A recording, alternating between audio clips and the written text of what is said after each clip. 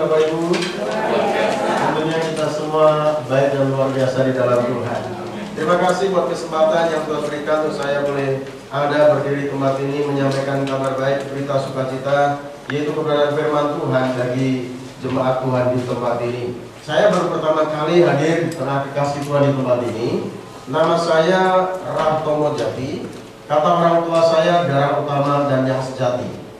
Karena memang saya anak pertama dari 4 bersaudara. Saya lahir dari keluarga yang tidak mengenal Tuhan. Jadi keluarga saya nggak ada yang Kristen sebelumnya, semua dari Islam, dari Muslim, saudaraku. Tapi oleh karena kemurahan Tuhan, kebaikan Tuhan, Tuhan memanggil saya sehingga saya boleh membuka hati, percaya Yesus sebagai Tuhan dan Juru Selamat saya. Itu semua karena anugerah Tuhan.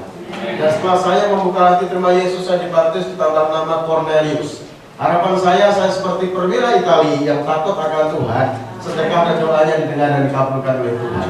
Amin, saudaraku. Saya melayani sebagai gembala jemaat juga di GBJ Bethel Indonesia, Jemaat New Life in Christ yang ada di Jakarta, saudara. Dan saya juga sebagai salah satu dosen di STT Rahmat Immanuel, sekaligus wakil ketua 3. Puji Tuhan. Selanjutnya kita akan belajar firman Tuhan. Tema yang sudah diberikan kepada saya itu hidup untuk melayani. Hidup untuk melayani. Jadi meneladani Kristus dalam pelayanan. Saudara yang dikasih Tuhan, melayani Tuhan adalah tugas setiap kita orang yang percaya kepada Tuhan. Amin. Jadi melayani Tuhan itu tugas setiap kita orang yang percaya kepada Tuhan. Karena setiap orang yang percaya kepada Tuhan, setiap orang yang sudah ditebus oleh darah Yesus, itu hambanya Tuhan. Amin. Karena dalam dunia ini hanya ada 2 hamba. Kalau tidak hamba Tuhan, pasti hamba yang lain. Jadi setiap orang yang sudah ditebus oleh darah Yesus, itu hamba Tuhan. Jadi setiap kita semua adalah hamba Tuhan. Memang ada hamba Tuhan yang melayani sebagai pendeta. Ada hamba Tuhan yang melayani sebagai guru. Ada hamba Tuhan yang melayani sebagai penginjil. Ada hamba Tuhan yang melayani sebagai pengusaha. Ada hamba Tuhan yang melayani sebagai kepala rumah tangga. Siapapun kita, profesi apapun yang Tuhan berikan, kita perlu sadar bahwa kita semua ini hamba Tuhan. Karena kita hamba Tuhan, kita harus melayani majikan agung kita, yaitu Tuhan Yesus Kristus. Amin, saudara. Jadi hamba Tuhan bukan hanya pendeta. Memang pendeta itu hamba Tuhan.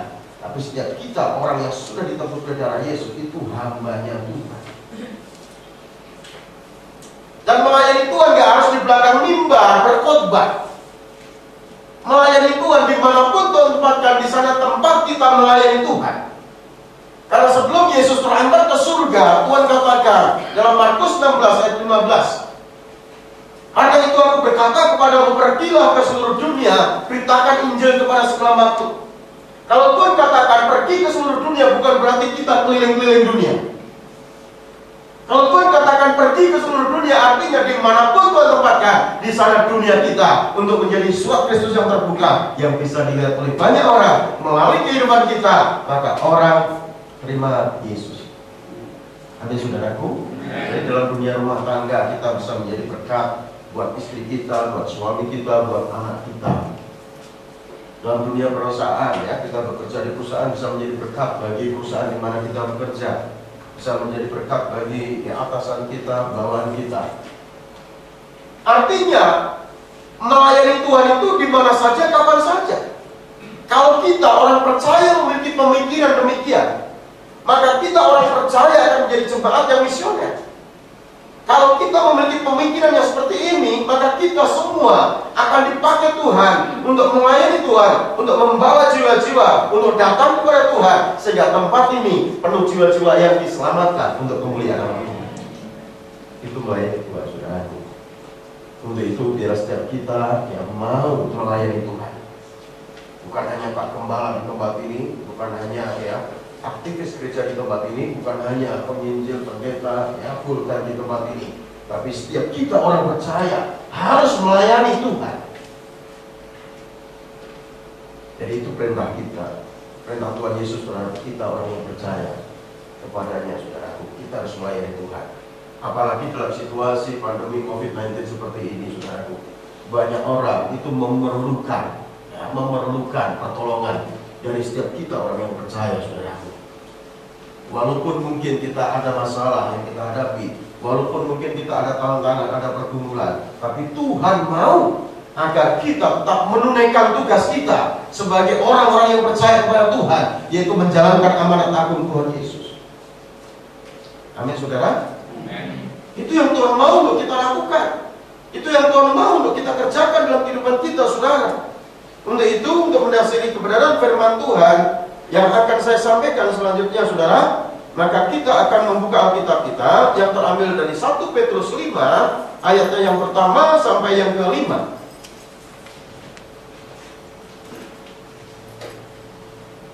Bagaimana kita meneladani Kristus dalam pelayanan, ini yang terpenting. Karena Tuhan Yesus datang ke dalam dunia bukan untuk dilayani, tapi untuk melayani. Bahkan menyerahkan nyawanya untuk tebusan bagi banyak orang. Dan itulah yang dikerjakan Tuhan Yesus, saudara. Jadi meneladani Kristus dalam pelayanan. Pembacaan firman Tuhan dari 1 Petrus 5 ayat 1 sampai 5. Demikianlah bunyi firman Tuhan. Aku menasihatkan para penatua di antara kamu. Aku sebagai teman penatua dan saksi penderita Kristus, yang juga akan mendapat bagian dalam kemuliaan yang akan dinyatakan kelak. Jadi setiap orang yang melayani Tuhan itu akan mendapat kemuliaan yang akan dinyatakan kelak di dalam Kristus Yesus Tuhan. Amin, saudara. Ada upah yang menanti. Ada upah yang Tuhan janjikan, yaitu kemuliaan, mahkota kemuliaan. Tuhan janjikan bagi kita orang-orang yang melayani Tuhan. Gembalakanlah kawanan domba Allah yang ada padamu, jangan dengan paksa, tetapi dengan sukarela, sesuai dengan kehendak Allah. Dan jangan karena mau mencari keuntungan, tetapi dengan pengabdian diri. Janganlah kamu berbuat seolah-olah kamu mau memerintah atas mereka yang dipercayakan kepadaku, tetapi hendaklah kamu menjadi teladan bagi kawanan domba itu. Maka kamu apabila Gembala Agung datang, kamu akan menerima mahkota kemuliaan yang tidak dapat layu. Demikian juga kamu, hai orang-orang muda, tunduklah kepada orang-orang yang tua, dan kamu semua rendahkanlah dirimu seorang terhadap yang lain. Sebab Allah menentang orang yang congkak, tetapi mengasihi orang yang rendah hati. Puji Tuhan. Jadi melayani Tuhan itu harus meneladani Tuhan kita Yesus Kristus. Sekali lagi, kita diminta Tuhan untuk melayani Tuhan. Karena apa? Karena ada upah, ada mahkota yang Tuhan sediakan bagi setiap kita, orang percaya yang rindu dipakai Tuhan untuk melayani Tuhan. Sekali lagi, penekanannya dalam melayani Tuhan itu bukan hanya tugas aktivis gereja, bukan hanya tugas pendeta, bukan hanya tugas full-time di gereja, saudaraku, tapi setiap kita orang percaya harus melayani Tuhan. Dan Rasul Petrus sudah memberikan beberapa petunjuk mengenai sikap pelayanan, seperti apakah yang harus kita lakukan. Sikap pelayanan apakah yang harus kita lakukan? Yang pertama yang perlu kita lakukan, jangan karena terpaksa, tetapi karena kerelaan. Jadi melayani Tuhan itu bukan karena paksaan, tapi karena kerelaan kita, karena kita sudah merasa kita berhutang dengan Tuhan. Kita sudah ditebus oleh darah yang mahal, yaitu darah Yesus Kristus. Bukan dengan barang yang fana, melainkan dengan darah yang mahal. Untuk itu biarlah setiap kita, orang yang percaya mau melayani Tuhan, itu dengan kerelaan, bukan dengan paksaan, bukan dengan suatu dorongan yang terus menerus. Sehingga kita ini tidak melayani dengan sukacita. Karena apa? Kalau melayani kita itu dengan paksaan, melayani itu menjadi suatu beban yang berat. Tidak dengan sukacita, saudaraku. Dan ingat, saudara, kalau kita melayani Tuhan, Alkitab tadi jelas katakan, kita akan menerima upah dari Tuhan. Kita akan menerima mahkota yang Tuhan sediakan bagi kita. Jadi firman Tuhan ini yang menulis Rasul Petrus. Suatu kali Rasul Petrus bertanya kepada Tuhan Yesus di dalam Lukas 18 ayat 28. Petrus ngomong gini, Guru, kami ini telah tinggalkan segala kepunyaan kami dan mengikut Engkau. Jadi Petrus sudah merasa mengiring Tuhan, mengutamakan Tuhan, ya kan? Lukas 18 ayat 28. Lukas 18 ayat 28, Petrus berkata, kepada Tuhan Yesus. Kami ini telah meninggalkan segala kepunyaan kami dan mengikut Engkau. Ini Petrus ngomong begitu. Lalu apa yang Tuhan katakan dalam ayat 29? Kata Yesus kepada mereka, aku berkata kepadamu, sesungguhnya setiap orang yang karena kerajaan Allah meninggalkan rumahnya, istrinya atau saudaranya, orang tuanya atau anak-anaknya, ayat 30, akan menerima kembali lipat ganda pada masa ini juga. Artinya dalam dunia ini kita pasti disertai Tuhan, dalam dunia ini kita pasti dipelihara Tuhan. Amin, saudaraku. Dan pada zaman yang akan datang, ia akan menerima hidup kekal dalam kerajaan surga. Jadi kalau kita tahu, saudaraku, melayani Tuhan itu, ya, ada upah yang Tuhan sediakan bagi kita. Untuk itu dalam melayani Tuhan, jangan kita melayani dengan paksa. Layanilah jiwa-jiwa itu. Layanilah pekerjaan itu, Tuhan itu dengan apa? Dengan penuh sukacita. Apapun yang kita kerjakan, apapun yang kita lakukan, lakukan seperti untuk Tuhan, bukan untuk manusia. Saudara bekerja ya seperti untuk Tuhan, sehingga saudara bekerja dengan penuh tanggung jawab. Saudara berumah tangga ya seperti untuk Tuhan, untuk keluarga yang diberkati Tuhan dan yang berbahagia, sehingga saudara akan bisa mempraktekkan firman Tuhan dalam kehidupan rumah tangga. Anak menghormati orang tua ya mengasihi anak. Ya, istri tunduk pada suami, suami tunduk pada istri. Dan itu Petrus juga ajarkan di dalam suratnya, saudaraku.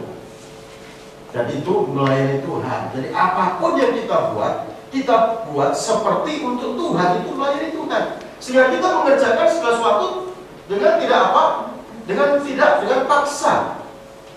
Kita melakukan segala sesuatu itu dengan sukacita.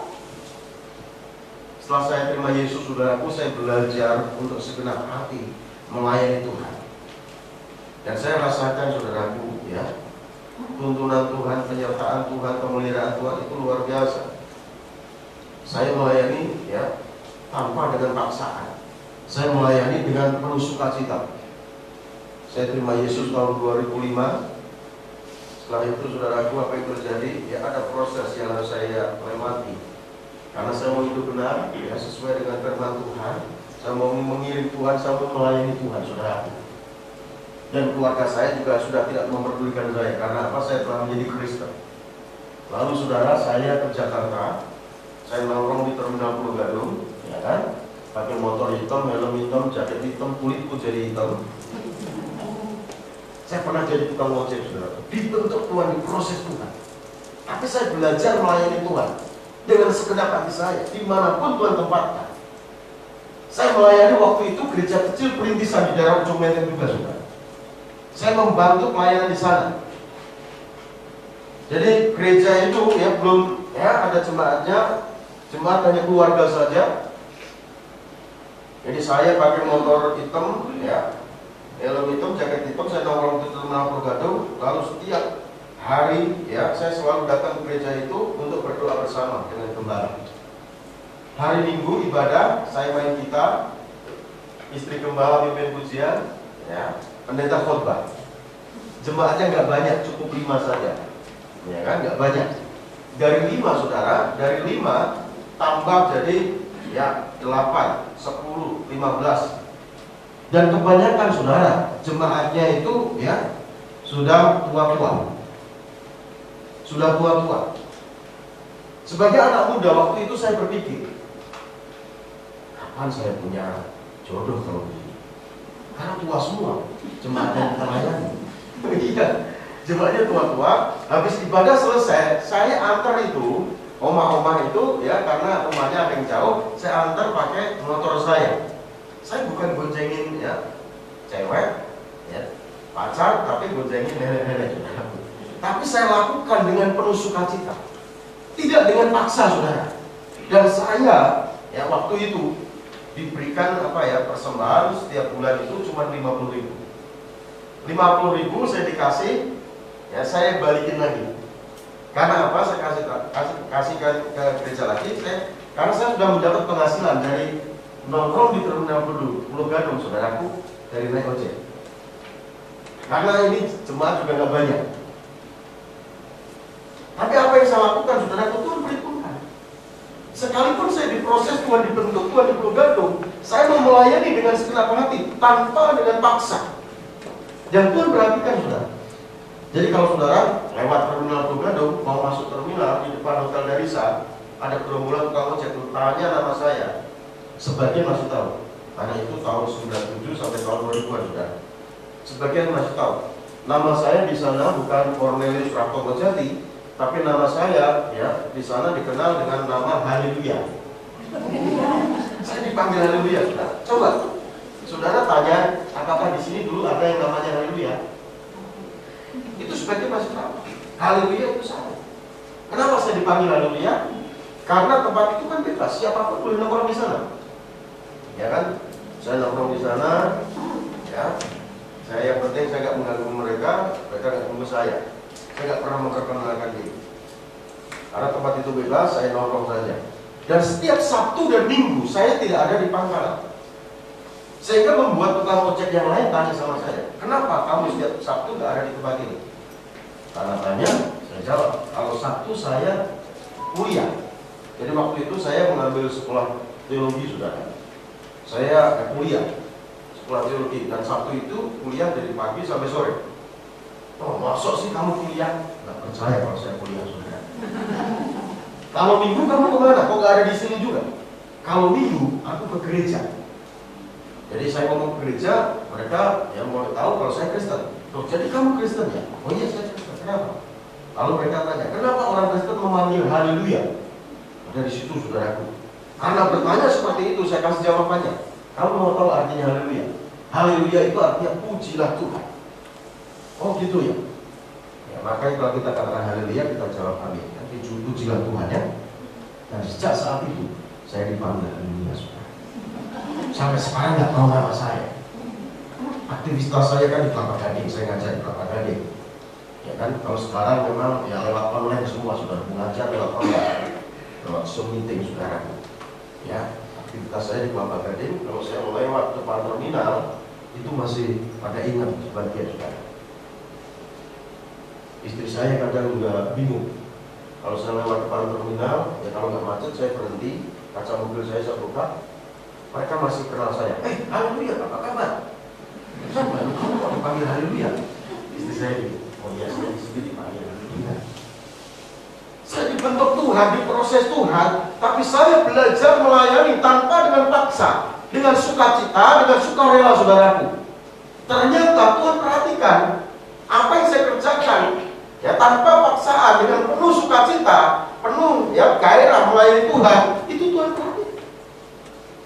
Suatu kali, saudara, saya diminta untuk berkhotbah dalam ibadah ucapan syukur rumah baru. Saya berkhotbah di situ, saudara, dari Mazmur 62. Saya berkhotbah dari Mazmur 62. Hanya dekat Allah saja aku merasa tenang, daripadanya keselamatan.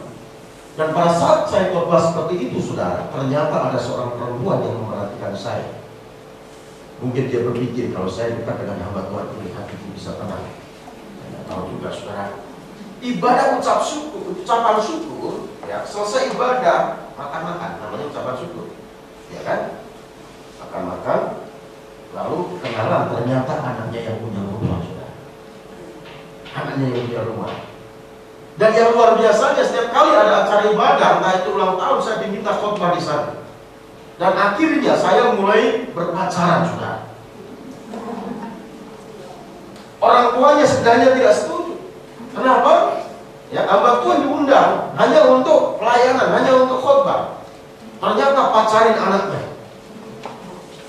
Karena apa, saudaraku? Yang saya pasari itu anaknya komisaris besar polisi, alias kombes.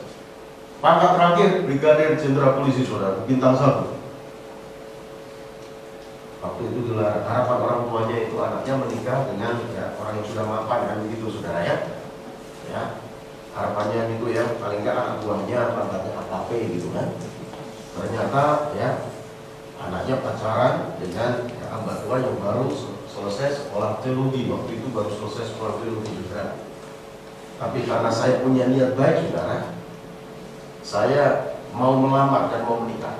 Dan saya melamar sendiri, saudara. tanpa ada wali. Karena keluarga saya ya sudah tidak mempedulikan saya karena saya menjadi Kristen. Tanpa wali. Saya melamar sendiri ya dengan modal nekat, saudara. Ya, saya datang ke rumahnya karena istri saya sampaikan ke orang tuanya kalau saya mau datang ke rumahnya ngomong sesuatu yang penting. Akhirnya ya orang tuanya tunggu di rumahnya dan saya datang ke rumahnya jalan kaki. Kenapa jalan kaki? Karena motor sudah kujual waktu itu, ya kan? Saya ke rumahnya, saya dipersilakan masuk, ya, saya suruh duduk, lalu saya ngomong dengan tegas, karena puisi tegas. Saya ngomong begini, maksud saya Pak datang ke sini untuk melamar anak Bapak, untuk menjadi istri saya. Kalau Bapak setuju akan menjadikan anak Bapak istri saya. Lalu apa jawabannya, saudara? Saya pikir saya diusir, ya, dibentak, ya, tidak diterima. Ternyata jawabannya lembut. Kalau kalian sudah saling kenal dan sudah cocok, silahkan kalian yang menjalankan. Terus rencana kapan? Itu Februari 2004. Lalu saya ngomong, saudara, dengan cepat, bulan Agustus Pak, saya akan menikah. Baik, kalau gitu ketemu keluarga datang di sini. Lalu saya permisi pulang, jalan kaki menuju kosan saya, saudara, sambil mikir. Bulan Agustus menikah, uang dari mana? Tapi Tuhan itu luar biasa, saudaraku. Kalau kita sebenarnya hati untuk Tuhan, tanpa hitung-hitungan dengan Tuhan, kita melayani Tuhan dengan sukacita, itu Tuhan perhatikan kita. Saya sampai kosan, saya berdoa, bahkan berpuasa, kadang 3 hari total. Tuhan bekerja dengan luar biasa. Hari berganti hari, ya, minggu, bulan, itu Tuhan bekerja luar biasa. Tuhan mencukupkan apa yang saya butuhkan di dalam rencana pernikahan saya, saudara. Bahkan setelah menikah, ya pada saat menikah maksud saya, itu ada mobil pengantin, ya, sopir yang bawa, sopir kasih saya kwitansi untuk tanda tangan. Untuk tanda tangan pakai mobil itu. Pak, ini mau dipakai berapa hari mobil? 2 hari menikah. Terus saya tanya, ini mobil dari mana? Ada sudah dihias, mobil Mercy pakai hiasan gitu ya, pengantin. Ini mobil dari Ibu Ani di Kebon Jeruk. Saya nggak tahu orangnya siapa. Ternyata Tuhan bisa menggerakkan orang-orang tertentu untuk memberkati setiap anak-anaknya yang sungguh-sungguh. Dan benar saya menikah 20 Agustus ya 2004, diberkati di gereja. Saya tidak minta uang sedikit pun dari keluarga saya. Saya hanya minta keluarga saya datang ke Jakarta menghadiri pernikahan saya. Orang tua saya, ya, nenek saya, paman saya, semua saya kasih undangan. Mereka semua datang ke Jakarta, saudaraku, pakai peci, pakai kerudung masuk gereja. Karena saya diberkati di gereja. Hari keduanya di Puri Adiagarini, di Halim, saudaraku, tamunya banyak banget. Mereka heran, mereka aku bisa menikah seperti ini, semewah ini. Karena apa? Karena Tuhan yang mencukupkan. Amin, saudara. Jadi kalau kita ya, melayani Tuhan tanpa dengan paksa, tapi dengan sukacita, dengan sukarela, dengan kesungguhan hati, maka Tuhanlah yang akan memperhatikan kita. Karena Alkitab jelas katakan pada masa ini akan menerima lipat kali ganda, dan pada masa yang akan datang akan menerima hidup yang kekal. Tujuan kita melayani Tuhan adalah apa? Kehidupan kekal dalam kerajaan surga. Kita menerima mahkota yang Tuhan janjikan untuk kita nikmati, saudaraku. Untuk itu mari biasa kita mau melayani Tuhan. Jadi itu yang perlu kita lakukan di dalam melayani Tuhan. Jangan karena terpaksa, tetapi karena kerelaan, saudaraku. Jangan pernah hitung-hitungan dengan Tuhan, tetapi biarlah setiap kita melayani dengan segenap hati kita. Lalu yang kedua yang perlu kita lakukan adalah jangan mencari untung dalam melayani Tuhan, tetapi dengan pengabdian. Jadi melayani Tuhan itu ya dengan pengabdian, saudara. Amin, saudara. Jadi melayani itu bukan mencari hidup, tetapi memberi hidup. Haleluya. Memberi hidup. Jadi kalau kita melayani, memberi hidup kita untuk Tuhan, maka kita pasti dipakai oleh Tuhan. Dan sekali lagi jangan pernah hitung-hitungan dengan Tuhan. Apa untungku kalau aku terlibat pelayanan? Apa untungku kalau aku melakukan pekerjaan Tuhan? Jangan, saudara. Kalau kita membaca di dalam Lukas 8, saudara, orang-orang yang melayani Tuhan, orang-orang yang mengiring Tuhan, orang-orang yang mendukung pekerjaan Tuhan, itu orang-orang yang tanpa hitung-hitungan. Tanpa hitung-hitungan untung dan ruginya, saudara. Kalau kita melihat Lukas 8 ayat 3, di antaranya siapa? Yohana istri Kusa, bendahara Herodes. Susana dan banyak perempuan lain Perempuan-perempuan ini melayani rombongan itu, yaitu rombongan Yesus dengan apa? Kekayaan mereka. Dengan apa? Waktu mereka. Dengan apa? Tenaga mereka. Dengan apa? Perasaan mereka. Melayani Tuhan tanpa hitung-hitungan, tanpa memperhitungkan ini untungku apa kalau aku mengerjakan ini. Dan kalau itu kita lakukan, saudaraku, maka janji firman Tuhan itu akan tergenapi dalam kehidupan kita. Amin, saudaraku. Jadi ini Yohana istri Kusa, bendahara Herodes. Kalau bendahara uangnya banyak kan? Belum tentu uang orang. Ya, artinya bisa dipercaya ya, mengelola keuangan. Ya, Yohana istri Kusa, bendahara Herodes, Susana dan banyak perempuan lain. Ternyata dari dulu saudaraku ya, yang mendukung pekerjaan Tuhan kebanyakan itu kaum wanita, perempuan-perempuan.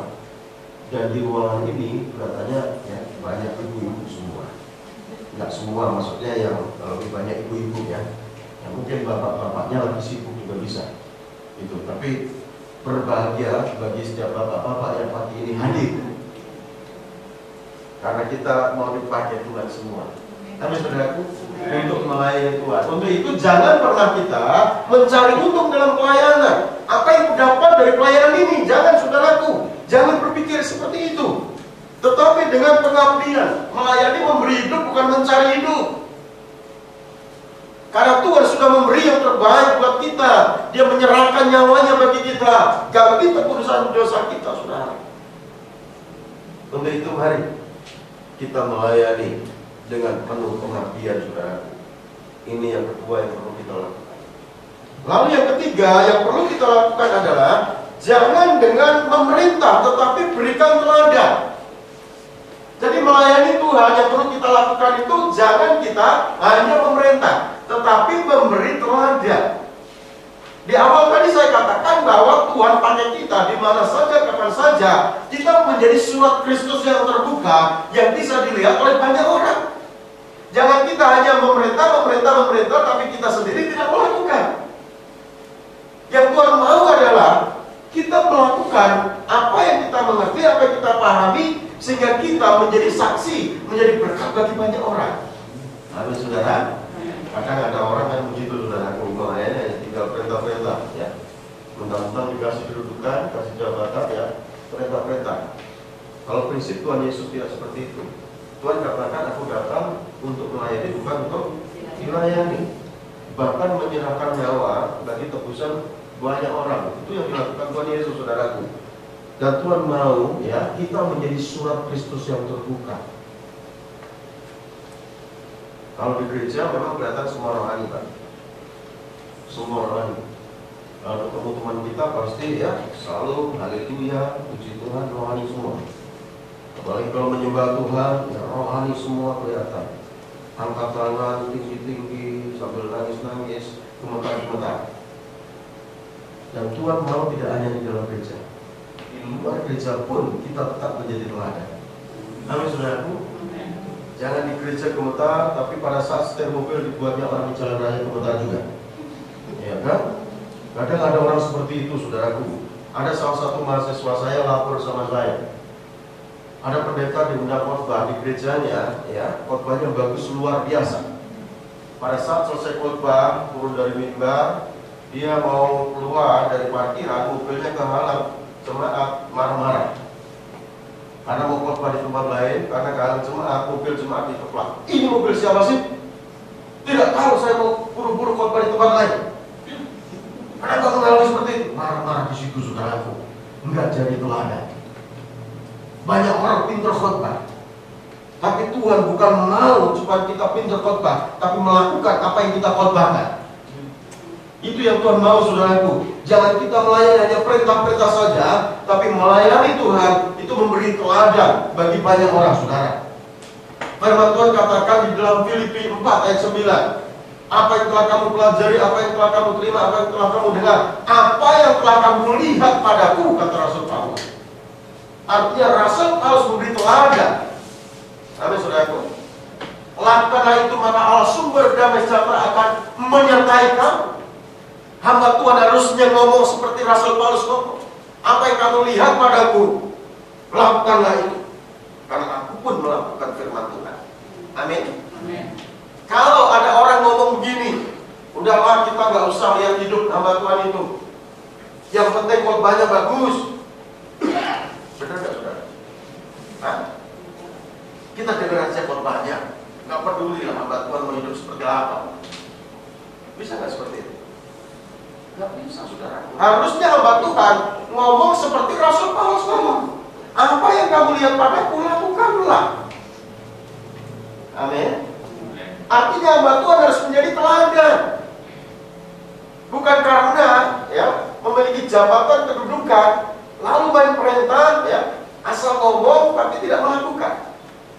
Tetapi Rasul Paulus adalah teladan hamba Tuhan yang melakukan kehendak Tuhan. Jadi saudaraku, saya simpulkan firman Tuhan pada pagi hari ini. Tuhan memanggil kita, Tuhan menyelamatkan kita dari lumpur dosa. Dengan penebusan Yesus Kristus di atas kayu salib, maka kita semua menjadi hambanya Tuhan.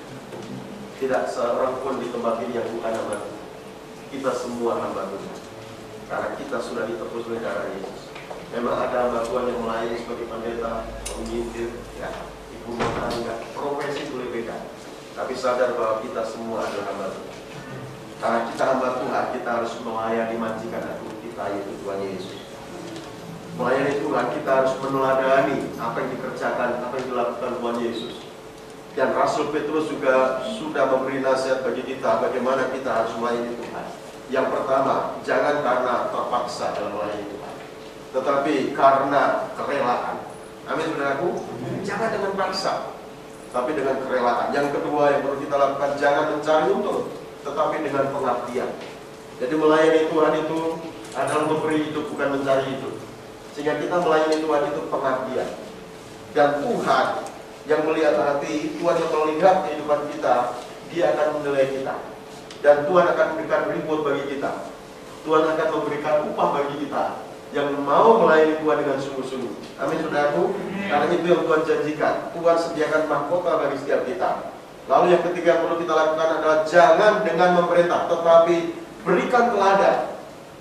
Jadi setiap kita ada surat Kristus yang terbuka yang bisa dilihat oleh banyak orang.